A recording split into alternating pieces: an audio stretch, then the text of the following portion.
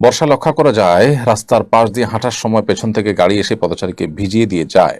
রাস্তায় খানাখন্দ বরাবর গাড়ি ধীরে চালালে এই বিড়ম্বনা পড়তে হয় না।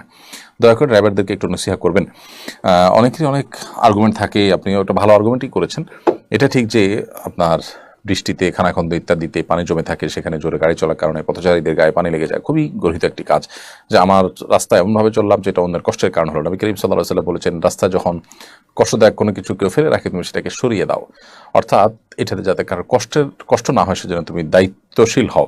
তো রাস্তায় পানি পড়ে আছে, সেখানে আপনি জোরে গাড়ি চালালেন, তাহলে আরেকজনের কষ্টের কারণ হলো, তাহলে এটা দায়িত্বশীলতার পরিচয় হলো না, এবং এটা ঈমানের একটি শাখা বলা হয়েছে। অর্থাৎ কষ্টের যেন কারণ কেউ না হয় সেদিকটা খেয়াল রাখা। অতএব যদি কেউ কষ্ট পায় তাহলে সেটা কুফরির অঙ্গ হবে। সো যারা গাড়ি চালাচ্ছেন তারা দায়িত্বশীলতার পরিচয় দিবেন। আপনি রাস্তা চলে যাচ্ছেন স্বাভাবিকভাবে, কারোর কষ্টের কারণ হলো আপনার আমলনামায় গুনাহ লেখা হয়ে গেল। কত বড় একটা দুর্ভাগ্যজনক বিষয় এটি। বিধায় আমাদেরকে সতর্ক থাকতে হবে। আল্লাহ তাআলা আমাদেরকে তৌফিক দান করুন।